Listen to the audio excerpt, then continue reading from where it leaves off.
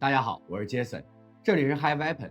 今天我们要讲一架被遗忘却依然无可超越的飞行器 X-15。它不是战斗机，却比所有战斗机都快；它不是飞船，却飞到了太空边缘；它的速度达到了马赫 6.7， 比子弹还快1倍多；它的高度突破107公里，让飞行员获得宇航员勋章。可是，这架写下记录的飞机却从未进入服役序列。为什么它能比子弹快，却从未真正服役？它的高度和速度靠的是什么技术？又为什么说它是航天飞机的前传？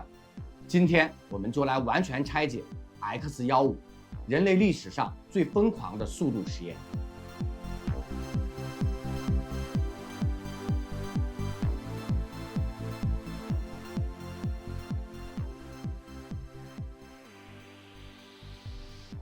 20世纪50年代末，冷战进入了全面对抗。美苏两国不仅在军备上相互较劲，还把竞争推到了天空和太空。苏联发射了第一颗人造卫星斯普特尼克，又把第一位宇航员加加林送上了太空。美国面临了巨大的压力，如何在速度和高度的赛道上赶超？在这样的背景下，美国空军与 NASA， 当时还是 NACA 携手启动了 X-15计划。X-15不是一架传统飞机，而是一台飞行实验室。它的任务不是作战，而是探索，能不能突破高超音速的壁垒？飞机能不能飞到太空边缘？如何解决载入时的气动与高温问题？这些问题的答案关系到未来航天飞机、战略轰炸机，甚至未来空天战机的发展。项目的野心很清晰，空军需要验证全球快速打击的可能性。NASA 需要测试未来太空飞行的边界，因此 X-15被定义为一架跨界产物。它既不是纯粹的军机，也不是单纯的航天器，而是两者的结合体。它的目标就是把人类一步步推向速度与高度的极限。在这一点上， X-15不仅是一架飞机，它是冷战时期美国对苏联的一次极限挑战。要让一架飞机飞到马赫6，飞到太空边缘，工程师们必须彻底跳出传统航空的思路。X-15的设计几乎是一次从零开始的疯狂实验。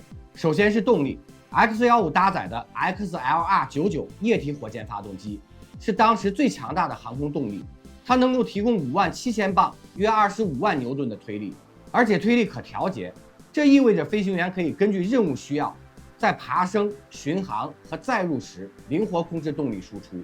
与普通喷气发动机不同， XLR-99 不是吸入空气燃烧，而是携带液氧和污水铵作为推进剂，点火后瞬间喷出火焰，把飞机推上天空。普通喷气发动机，比如战斗机用的涡喷或涡扇发动机，这类发动机需要从大气中吸入空气，压缩后再喷入燃料燃烧，因此它必须在有空气的地方，比如在大气层内才能工作。而 XLR-99 火箭发动机，它不依赖空气，而是自己带氧气和燃料上天，用的是液氧加污水铵，在燃烧室里直接点火爆燃，这样就能在高空稀薄空气甚至接近太空的环境下产生动力。其次是材料，在马赫6的速度下，机体表面温度超过1000摄氏度，铝材会直接融化。于是设计团队选择了当时前所未有的材料——镍合金。这种合金既能承受高温，又能足够坚硬，缺点是极其沉重。整架 X-15看上去像一根黑色的飞行铁棍，其实就是为了承受那股炽烈的热浪。然后是飞行方式， X-15不能像普通飞机一样起飞，因为它的火箭燃料消耗太快，如果从跑道起飞，还没爬到试验高度，燃料就会耗尽。所以科学家选择让它挂在 B-52轰炸机的机翼下，飞到1万多米的高空后再释放。那为什么选择 B-52？ 因为它能承受 X-15的重量和尺寸，翼下高度足够，不会碰到地面，而且能飞得高飞得远，正好满足投放条件。然后是驾驶舱， X-15的飞行环境几乎等同于航天，飞行员必须穿上加压宇航服，因为在接近太空的高度，哪怕只有几秒钟失压都足以致命。仪表系统采用了当时极为先进的数字化设计，让飞行员在高超音速状态下依然能够读取关键信息。简单说，喷气机是飞机，那么 X-15更像是一艘小型飞船，它不仅挑战了速度与高度的极限，也为航天器设计积累了第一手经验。如果说 X-15是一场疯狂的实验，那么它留下的记录就是人类航空史上最耀眼的注脚。首先是速度，1967年 X-15A2 达成了马赫 6.7， 约7273公里每小时的极限飞行，这比子弹还快1倍，比当时世界上最快的喷气战斗机还要快出几个档次。直到今天 X-15依然保持着有人驾驶飞机最快纪录。然后是高度，1963年 X-15飞到了 107.8 公里的高度，这个高度已经超过了卡门线，高度100公里被视为大气层与外太空的分界线。后来 X-15飞行员获得了宇航员勋章，他们不是坐火箭进入太空，而是驾驶飞机飞出去的。这在冷战时期是一个震撼性的突破，因为它证明了飞机并非局限于大气层，而是可以触摸到太空的边界。再看飞行次数，从1959年到1968年 X-15一共完成了199次任务，共有9名飞行员参与，包括后来成为阿波罗宇航员的阿姆斯特朗。这不是一次孤立的实验，而是持续近10年的系统性探索。还有就是X-15的飞行过程同样充满戏剧性。一开始 X-15挂在 B-52机翼下，看似安静，就在 B-52完成投放 X-15脱离母机的瞬间，飞行员点燃火箭发动机，伴随巨大的轰鸣与火焰，飞机瞬间加速，就像子弹一样冲向天空。在几分钟内，它突破大气层，飞行员眼前的天空逐渐由蓝变黑。短暂的失重与寂静之后，它重新坠入大气层，机体剧烈震动，最终它像滑翔机一样降落在加州爱德华兹空军基地的湖床跑道上。这是人类第一次完整演示空天往返的过程。X-15不只是记录保持者，它更像是一扇门，让人们第一次看见未来空天飞机的可能性。而当时的 F-16还在设计阶段， X-15已经飞到了太空。这就是为什么许多航空史学者称它为被遗忘的航天飞机原型的原因。每一次 X-15的飞行都是在挑战物理极限，而这种挑战的代价往往都是鲜血与生命。最严重的一次事故发生在1967年，那一天 X-153执行第191次任务，飞机飞到81公里高空后，进入载入大气层阶段。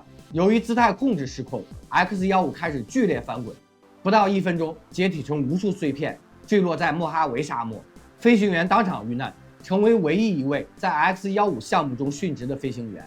事故调查显示，并不是飞机设计存在致命缺陷，而是在高超因素下，哪怕是一个微小的姿态偏差，也会被放大成不可控的灾难。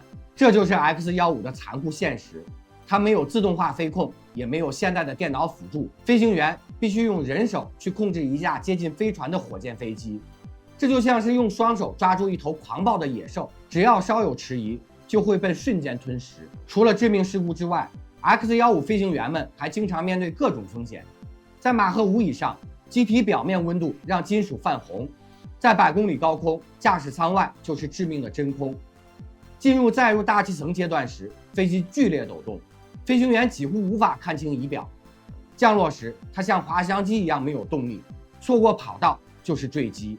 正因如此， X-15飞行员往往被称为实验宇航员，他们不是在执行军事任务，而是用生命为未来探索道路。那次的飞行事故也让整个项目蒙上阴影， NASA 和空军不得不重新评估风险，而社会舆论也开始质疑，这样一架既不是军机也不是飞船的实验飞机，值得冒这么大的代价吗？ X-15项目在1968年完成最后一次飞行，总共199次任务。它没有进入量产，也没有像战斗机那样形成部队，但它留下的遗产却远远超出了最初的设想。首先，它为航天飞机铺路。X-15的试验验证了高速载入大气层时的气动特性，包括机体加热、气动抖震、飞行姿态控制，这些数据直接用于航天飞机的设计。换句话说，如果没有 X-15，航天飞机的研发将更加漫长。其次，它培养了未来的宇航员。在冷战时期，飞到太空不只是科技，更是荣耀。X-15的飞行员只要突破80公里的高度，就会被授予宇航员勋章。这意味着他们虽然没坐火箭上天，也被承认为宇航员的一员。到2005年，美国空军正式补发证书，承认所有 X-15飞行员的宇航员身份。这段冷战的故事让一架飞机把飞行员直接送进了太空时。X-15的9位飞行员中，有多人后来进入 NASA 宇航员序列，其中最著名的就是阿姆斯特朗，后来成为第一个踏上月球的人。可以说 X-15是阿波罗登月计划的试金石。再次，它证明了空天往返的可能性。X-15展示了一条介于飞机与飞船之间的新路径。今天我们讨论的空天飞机、可重复使用航天器，其实在60年代就已经被验证过。那么，如果它继续发展下去，会怎么样？有学者推测，如果把 X-15的技术结合隐形与先进飞控，也许美国会提前几十年拥有一款真正的空天战机。如果把它改造成更大推力的版本，甚至可能直接作为轨道飞行器的雏形。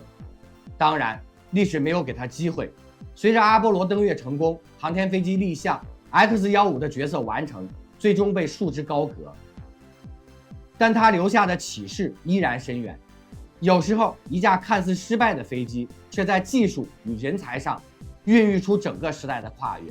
X-15从来不是一架普通的飞机，它飞得比任何战斗机都快，也比任何实验机都高。它写下了记录，也带来了牺牲。在历史上，它没有成为战斗机，没有进入量产，但它的技术遗产深深影响了航天飞机、高超音速飞行器，甚至影响了今天人类对空天往返的想象。它像一颗被遗忘的陨石，在短短9年时间划过天空，却照亮了整个冷战时代。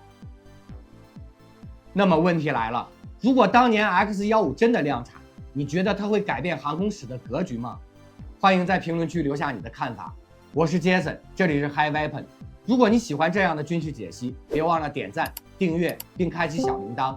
如果你已经开通了 Hype 功能，也欢迎给我们的视频投上一票。你的支持是我们持续创作的最大动力。我们下期视频再见。